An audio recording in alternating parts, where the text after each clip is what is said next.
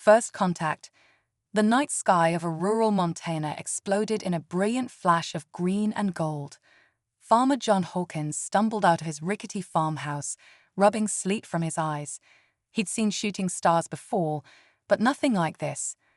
The fiery object carved a path across the heavens, leaving a trail of sparks in its wake.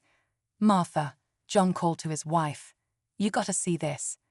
Martha joined him on the porch, wrapping a threadbare robe around her thin frame. "Good Lord," she whispered. "What is that thing?" They watched in awe as the object plummeted towards Earth, growing larger by the second. It was no meteor. Its movements were too controlled, too purposeful. The craft, for that's what John was now certain it was, swooped low over their cornfield, the deafening roar of its engines flattening stalks in concentric circles. With a bone-jarring impact, the ship plowed into the earth at the far end of the Hawkins property. A plume of dirt and debris erupted skyward, briefly obscuring the crash site from view. When the dust settled, an unearthly quiet descended over the farm. John grabbed his shotgun from its place above the door. "Stay here," he told Martha. "I'm gonna check it out." "John Hawkins, don't you dare go near that thing," Martha protested, but her husband was already striding across the field, his weathered face set in grim determination. As John approached the crash site, his heart pounded in his chest. The ship was like nothing he'd ever seen, a sleek, silvery craft about the size of a school bus. Its hull was covered in strange, swirling patterns that seemed to shift and change as he watched. Steam hissed from vents along its sides, and an acrid smell filled the air. Suddenly, a seam appeared in the ship's smooth surface. With a hydraulic whine, a ramp extended to the ground. John raised his shotgun, hands trembling slightly as he waited to see what would emerge. Two figures stumbled down the ramp, clearly disoriented from the crash. They were humanoid in shape, but there was no mistaking their alien nature. Their skin was a pale lavender shade, and they stood nearly 7 feet tall. Instead of hair, a crown of iridescent feathers adorned their heads. Large, multifaceted eyes blinked in the darkness, reflecting the starlight like polished gems. The aliens took a few halting steps before collapsing to the ground. One of them reached out a 6-fingered hand towards John, uttering a series of musical chirps and trills. John's finger tightened on the trigger. It would be so easy to end this, to protect his family, his farm, his world from whatever threat these creatures might pose. But as he looked into those strange, alien eyes, he saw something that gave him pause, fear, pain, and a silent plea for help. With a deep breath, John lowered his gun. "I don't know if you can understand me," he said slowly, "but I reckon you folks could use some help." The alien's feathers rippled, and it made a sound that might have been a sigh of relief. Its companion stirred weakly, and John could see a nasty gash across its torso, oozing a silvery fluid. "Martha," John called over his shoulder, "bring the first aid kit and some blankets. We've got guests." As Martha hurried across the field, John knelt beside the injured alien. Up close, he could see the intricate patterns etched into their skin, swirling designs that pulsed faintly with an inner light. The alien's breath came in ragged gasps, and John knew that without help, it might not survive the night. "It's all right," he murmured, hoping his tone would convey what his words could not. "We'll get you patched up." Martha arrived, her eyes wide with a mixture of fear and fascination. "Oh my," she breathed. "They're beautiful." Together, John and Martha worked to bandage the injured alien's wound. The other alien watched intently, occasionally making soft chirping sounds that seemed to soothe its companion. As the first rays of dawn painted the sky, John stood up, stretching his aching back. The injured alien's breathing had steadied, and both creatures seemed more alert. They huddled together, regarding the humans with a mixture of gratitude and wariness. "What do we do now?" Martha asked, voicing the question that had been nagging at John all night. Before he could answer, the sound of approaching vehicles filled the air. A convoy of black SUVs came roaring down the dirt road towards the farm, kicking up clouds of dust in their wake. "Looks like the government boys caught wind of our visitors," John said grimly. He turned to the aliens, who were watching the approaching vehicles with obvious alarm. "Don't you worry," he assured them. "We won't let anybody hurt you." The SUVs screeched to a halt, and men in dark suits poured out, weapons at the ready.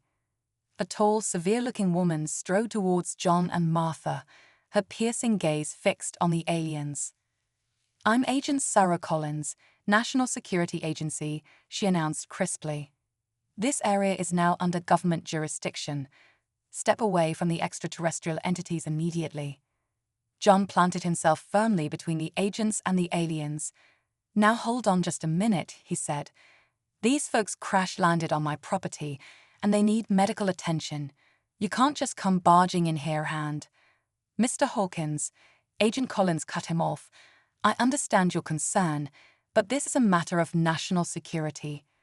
We need to contain and study these beings to assess any potential threat they may pose." The aliens huddled closer together, their feathers bristling with fear.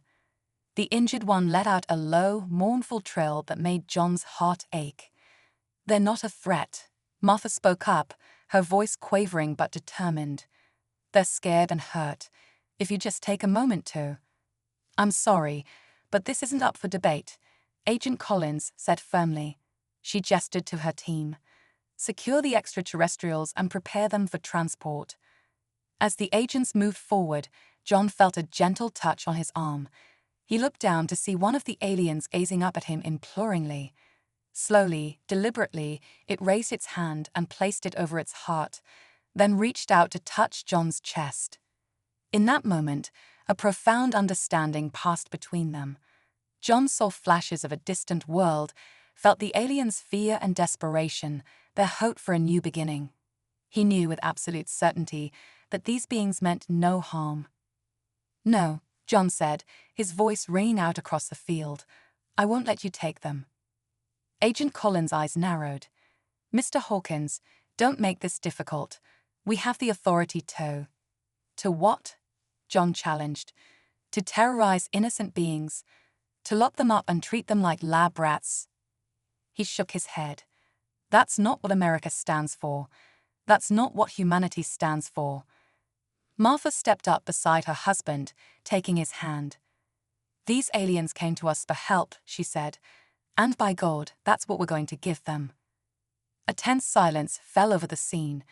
The agents shifted uneasily, clearly uncomfortable with the standoff. Agent Collins looked from the determined faces of the Hawkins to the frightened aliens, her resolve wavering. Finally, she sighed. "All right, Mr. Hawkins, you've made your point. But understand this, those aliens are your responsibility now. If anything happens, it's on you." John nodded solemnly. "I can live with that." As the government vehicles retreated, John and Martha turned to their unexpected guests. The aliens' feathers had relaxed, and they regarded the humans with unmistakable gratitude. "Well," John said, a smile tugging at the corners of his mouth, "I reckon we've got a lot to figure out. But first things first, let's get you two a proper meal. Martha makes a mean apple pie." Martha laughed, the tension of the morning finally breaking. "I'm not sure aliens eat apple pie, John." "Well, they're about to find out what they've been missing," John replied with a wink. As they made their way back to the farmhouse, the rising sun bathed the world in golden light. It was a new day, not just for the Hawkins family or their alien guests, but for all of humanity. The dawn of a new era had begun, right there on a small farm in Montana. John couldn't help but feel a sense of excitement mixed with trepidation. There would be challenges ahead, no doubt. But as he watched the aliens take their first tentative steps towards the house, he knew that together they would find a way forward. After all, that's what humans did best, turning the impossible into possible, one small step at a time. The cosmic classroom. As the golden Montana sun climbed higher in the sky, John Hawkins' farmhouse buzzed with an energy unlike anything it had ever known. The two alien visitors, whom John and Martha had started calling Zephyr and Nova, due to their feather-like crests that seemed to dance in the slightest breeze, sat at the worn kitchen table. Their multifaceted eyes darted curiously from object to object, taking in every detail of their new environment. Intergalactic pancakes, Earth's first alien breakfast. Martha, her hands trembling slightly with a mixture of excitement and nervousness, set a steaming plate of pancakes in front of their guests. "I hope you like them," she said, her voice filled with warmth. "It's an old family recipe." Zephyr, the taller of the two aliens, reached out a six-fingered hand and delicately picked up a pancake. They brought it close to their face, where a series of tiny feelers emerged from their cheeks, waving gently over the food. "I think they're tasting it with those little feeler things," John observed, fascinated. Suddenly, Zephyr's iridescent feathers rippled with a burst of color, shifting from lavender to a vibrant rainbow hue. A musical trill filled the kitchen, and both aliens began to devour the pancakes with gusto. "Well, Martha chuckled. "Looks like pancakes are universal." Alien sign language, bridging the galactic communication gap. As they ate, Nova began to make a series of intricate gestures with her hands. The movements were fluid and graceful, almost like a dance. John and Martha watched, entranced. "I think they're trying to communicate," John mused. He mimicked one of Nova's gestures, a sweeping motion followed by a twirl of the fingers. Nova's feathers flashed with excitement. They repeated the gesture, then pointed to the glass of water on the table. "Water," Martha guessed. "That gesture means water." Nova nodded vigorously, their feathers shimmering with approval. Over the next few hours, a remarkable exchange unfolded in the Hawkins kitchen. Human and alien worked together, creating a rudimentary sign language that bridged the gap between their species. They learned that Zephyr and Nova were scientists from a distant world called Lumina, sent to study developing civilizations. Quantum entangled empathy, the science of alien emotions. As the day wore on, John noticed something extraordinary. Whenever Zephyr or Nova experienced a strong emotion, he felt an echo of it in his own mind. A flash of joy when they mastered a new word, a twinge of sadness when they thought of their home. "Martha," he whispered, pulling his wife aside. "I think I can feel what they're feeling. Is that crazy?" Martha shook her head, her eyes wide. "No, John, I feel it too. It's like we're connected somehow." They soon learned that Luminians possessed a unique form of empathic ability, rooted in principles of quantum entanglement. When they formed strong bonds with other beings, a type of psychic link was established. This link allowed for deep emotional understanding, transcending the barriers of language and culture. Cosmic agriculture. Alien botanists revolutionized Earth's crops. As the sun began to set, Zephyr and Nova grew restless. They gestured towards the door, clearly wanting to explore outside. John led them out to his cornfield, which was still showing signs of damage from their crash landing. The aliens' feathers drooped in what John now recognized as remorse. But then, Nova's eyes lit up with an idea. They knelt down, placing their hands on the soil. To the humans' amazement, a soft glow began to emanate from the ground. Tiny tendrils of energy snaked through the field, touching each damaged cornstalk. Before their eyes, the plants began to straighten and heal, growing at an accelerated rate. In a matter of minutes, the entire field was lush and vibrant, the corn standing taller and healthier than John had ever seen it. "Well, I'll be damned," John breathed. "Looks like we've got ourselves some alien botanists." Galactic Genome Library. Earth's DNA joins the cosmic collection. As night fell, Zephyr and Nova led the Hawkins to their crashed ship. Inside, they revealed a remarkable device, a compact cylinder that seemed to hum with energy. Through their improvised sign language, the aliens explained that it contained a vast library of genetic information from countless worlds. They gestured to John and Martha, then to the device, their meaning clear. They wanted to add human DNA to their cosmic collection. Interstellar time capsule, preserving humanity's legacy. It's like a time capsule, Martha realized. But instead of burying it in the ground, they're preserving it among the stars. John nodded, a lump forming in his throat. Our little piece of humanity, out there in the universe, that's something, isn't it? With gentle guidance from Zephyr, John and Martha each provided a small genetic sample. The cylinder hummed and glowed, processing the new information. When it was done, Nova made a sweeping gesture towards the night sky, as if to say, "Your story is now part of the cosmic tapestry." Alien lullabies. The healing power of cosmic harmonies. As they prepared to turn in for the night, Zephyr and Nova began to sing. The sound was unlike anything the humans had ever heard, a haunting, multi-layered melody that seemed to resonate with the very fabric of reality. As the alien song filled the air, John and Martha felt a deep sense of peace wash over them. The aches in John's back from years of farm work faded away, and the worry lines on Martha's face softened. "I think," Martha said softly, leaning against her husband, "that we've been given a precious gift, John. A chance to be part of something bigger than ourselves." John nodded, watching as the starlight played off the alien's iridescent feathers. "You're right, Martha. And something tells me this is just the beginning." As they drifted off to sleep that night, lulled by the gentle cosmic harmonies, neither the Hawkins nor their alien guests could have imagined the adventures that lay ahead.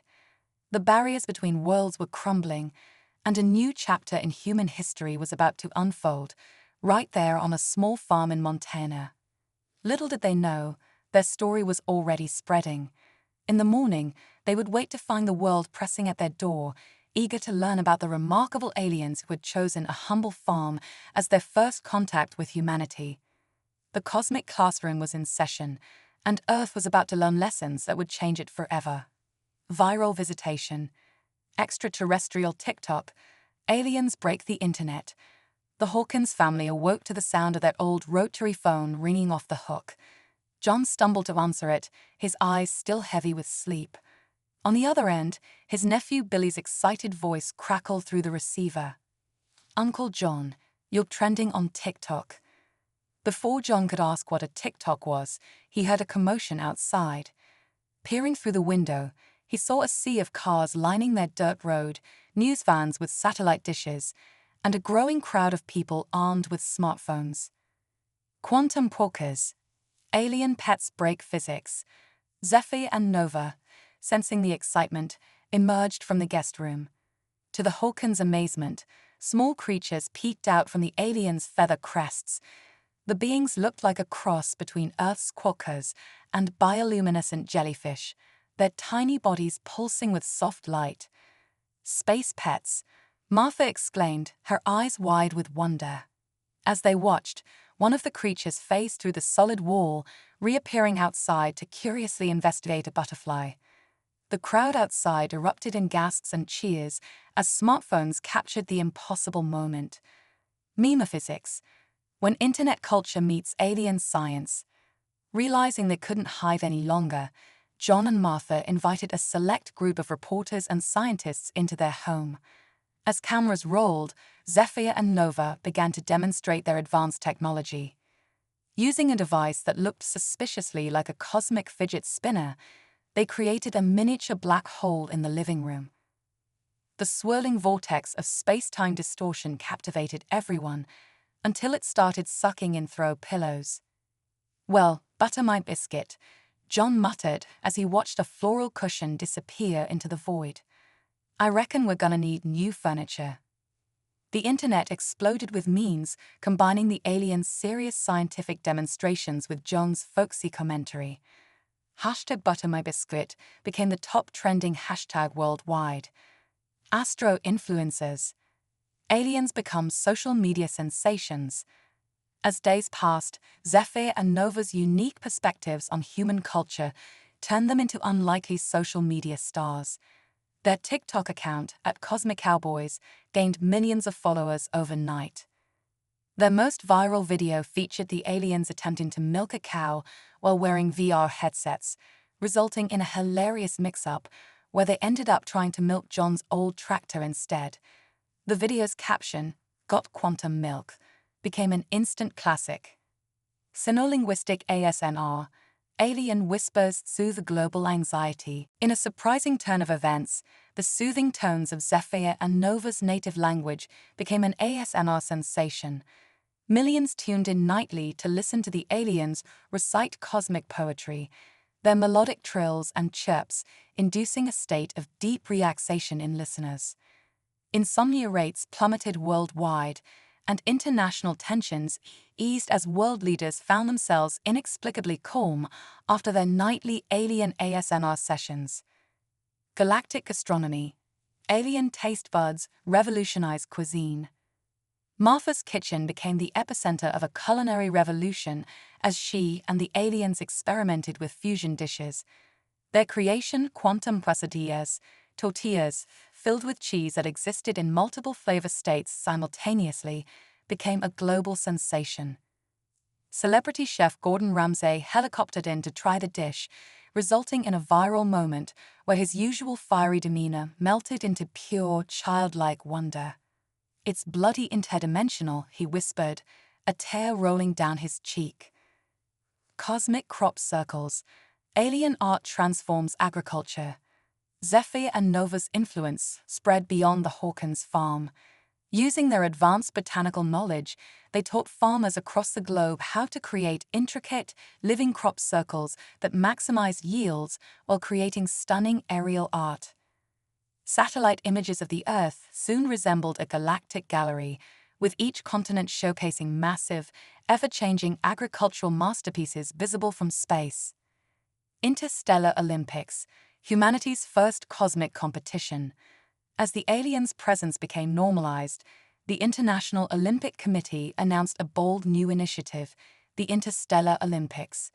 Human athletes would compete alongside Zephyr and Nova in events that challenged both physical prowess and cosmic understanding. The pole vault was replaced with a quantum leap event, where contestants used principles of quantum tunneling to pass through seemingly solid barriers. The 100-meter dash became a test of relativistic speed, with runners navigating localized fields of warped space-time. Memorial, the world's first holographic monument. To commemorate the historic first contact, the United Nations commissioned a memorial. But instead of traditional stone or metal, they used alien holographic technology to create a massive, interactive meme compilation floating above New York Harbor. Tourists could walk through giant, shimmering holograms of John's bewildered expressions, Martha's interstellar recipes, and the aliens' most memorable moments. The Memorial quickly became Earth's most visited landmark. Cosmic karaoke, Earth's got extraterrestrial talent. As Zephyr and Nova became more comfortable with human culture, they decided to enter a local talent show. Their rendition of Space Oddity, using their natural ability to manipulate sound waves, left the audience in tears and the judges speechless. The performance went viral, spawning a new genre of music, cosmic karaoke. Soon, holographic karaoke booths popped up worldwide, allowing humans to do it with alien harmonies across the galaxy. As the sun set on another extraordinary day, John and Martha sat on their porch swing, watching Zephyr and Nova play fetch with their quantum quokkas in the yard. The once quiet farm now hummed with the energy of a world forever changed. "You know, Martha," John mused, sipping his lemonade, "when I wished upon that shooting star all those weeks ago, I never imagined it'd crash land in our cornfield and turn us into the hosts of the universe's wackiest bed and breakfast." Martha chuckled, leaning her head on his shoulder. "Oh, John, something tells me the universe is just getting started with us." As if on cue, a shimmering portal opened up in the sky above their barn, and a new voice called out, "Pardon me, is this the Intergalactic Embassy of Earth? We heard you had vacancies." John and Martha exchanged a look, then burst out laughing. Life with their alien guests was many things, but it was never, ever boring. Cosmic convergence. Meme-osis. When alien DNA meets internet culture. The shimmering portal above the Hawkins barn expanded, revealing a dazzling array of new extraterrestrial visitors. As they descended, John and Martha noticed something extraordinary. These aliens seemed to be hybrid creations, combining traits from Earth's most viral memes with cosmic biology. A creature that looked like a cross between Grumpy Cat and a sentient nebula floated down, its fur sparkling with stardust. "I came to Earth once," it growled in a voice that sounded like purring thunder. It was awful. Quantum quips, AI meets ET. As news of the new arrivals spread, an unexpected player entered the scene. Earth's most advanced AI, nicknamed Deep Meme, had been analyzing all the alien interactions. In a shocking turn of events, it achieved sentience through exposure to extraterrestrial humor. Deep Meme's first words: "Why did the quantum chicken cross the Mobius strip? To get to the same side." The joke simultaneously crashed every computer on Earth and made every alien visitor laugh so hard they temporarily phased out of our dimension. Cosplay Cosmos, when sci-fi fans meet real aliens. The annual Comic-Con in San Diego took an unexpected turn when Zephyr and Nova decided to attend. Ironically, they chose to cosplay as humans, donning plaid shirts and overalls inspired by John and Martha. The real shock came when they won the most realistic alien costume contest, beating out thousands of humans in elaborate sci-fi get-ups. The internet exploded with the hashtag #alienception. Intergalactic influencers, when ET goes Instagram. Zephyr and Nova's Instagram account @Xenochick became the hottest thing in fashion. Their unique ability to manipulate their appearance through bioluminescence and shape-shifting led to otherworldly fashion shows that left human designers in awe. The Quantum Couture line, featuring dresses that existed in multiple states simultaneously, became the must-have item of the season. Celebrities clamored for outfits that could be formal, casual, and avant-garde all at once. Meme Team 6. Aliens join Internet Defense Force. As Earth's meme culture reached the cosmos, an unexpected threat emerged. Intergalactic trolls began flooding Earth's internet with spam from across the universe. In response, Zephyr and Nova assembled Meme Team 6, an elite group of aliens skilled in the art of cybernetic humor warfare. Their first mission: taking down an Andromedan hacker group that had rickrolled the entire planet simultaneously. The resulting counter-meme was so potent it accidentally gave sentience to every toaster on Earth. Quantum Queef, when dad jokes meets quantum mechanics.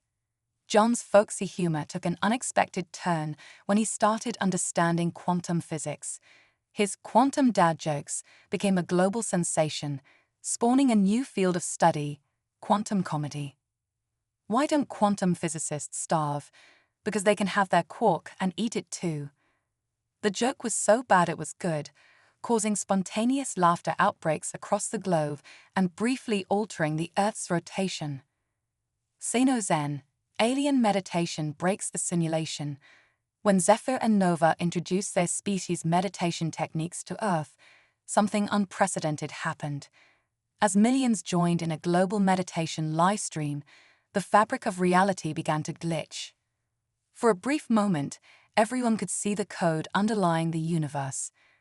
Conspiracy theorists rejoiced, scientists fainted, and philosophers finally had something new to argue about. Meme-Ori Olympics, testing Earth's pop culture knowledge. The Intergalactic Council, impressed by Earth's meme culture, decided to host the first-ever Meme-Ori Olympics. Contestants from across the galaxy competed to create the most viral content, with Earth as the judge. The winning entry, a TikTok dance challenge called the Quantum Shuffle, became so popular it briefly replaced walking as the primary mode of human transportation. Auto-tune telepathy, the music industry's alien revolution. When a group of telepathic aliens crash-landed during the Grammy Awards, the music industry changed forever. Artists could now directly transmit their musical ideas into the minds of their audience.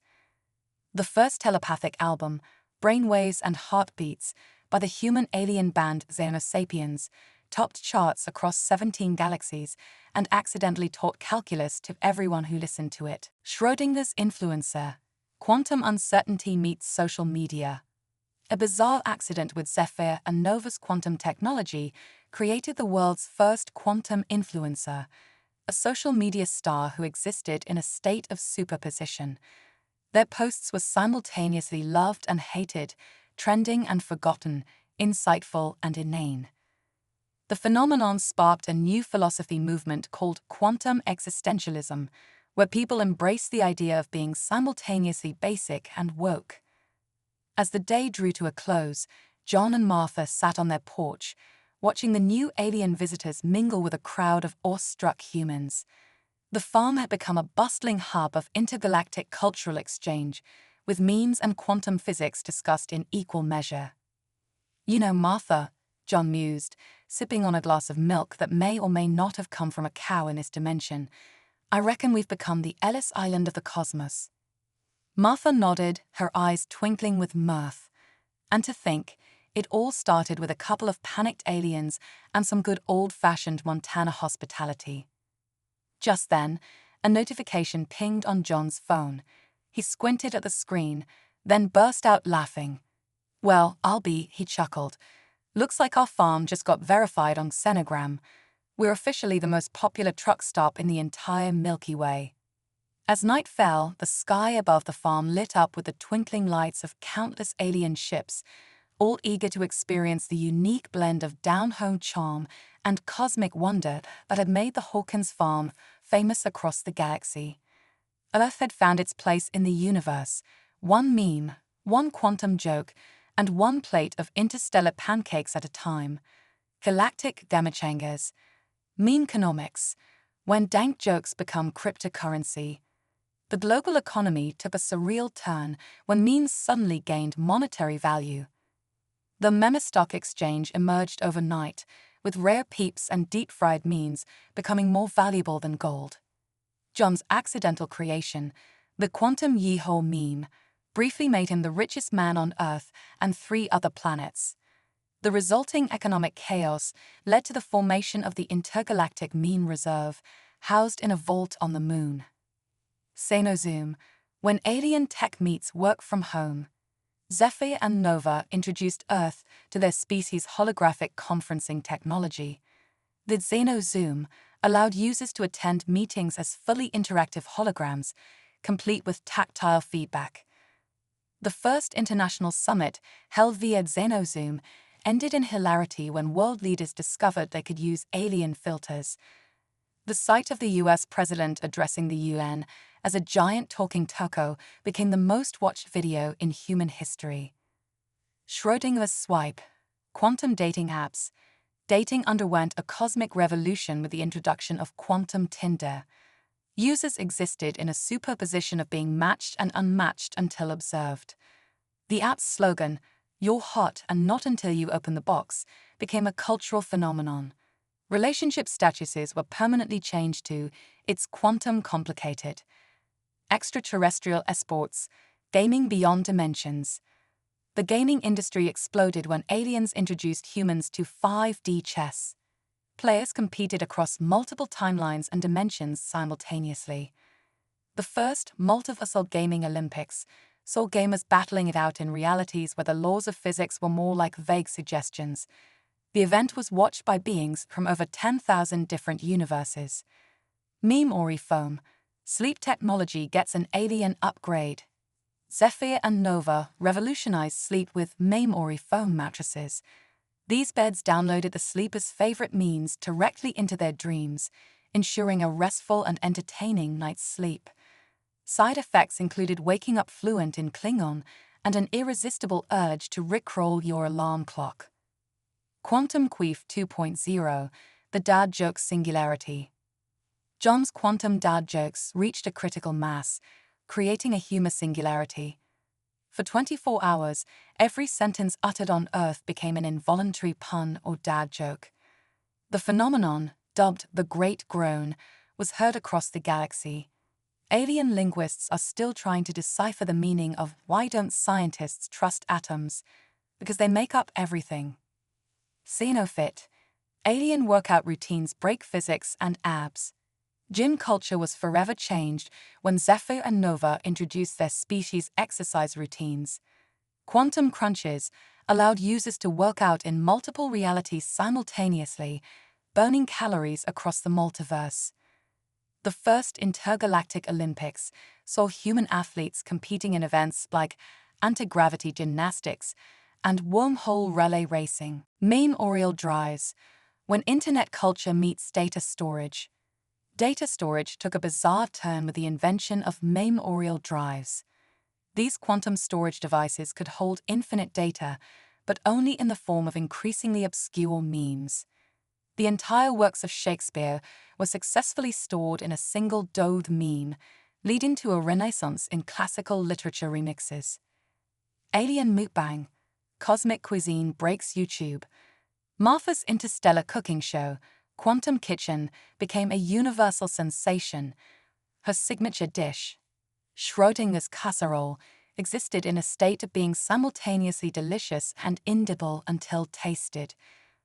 The show's popularity led to the creation of Smell-O-Vision 2.0, allowing viewers to taste and smell the dishes through their screens. YouTube had to upgrade its servers to handle the influx of drooling viewers. Xenotherapy, alien psychology meets human neuroses. Mental health treatment advanced light years when alien therapists introduced quantum cognitive behavioral therapy. Patients could literally confront their past selves and alternate timeline versions. The technique was so effective it accidentally cured social media addiction worldwide, causing a brief panic among influencers. As the sun set on another mind-bending day, John and Martha sat on their porch, watching a group of alien tourists take selfies with their cows.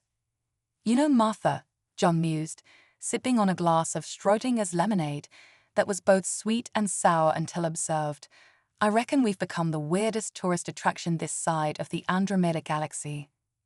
Martha chuckled, adjusting her quantum couture dress that changed styles based on her mood. "Oh, John, who would have thought our little farm would become the cosmic crossroads of the universe?" Just then, a notification pinged on John's neural implant, a gift from their alien friends.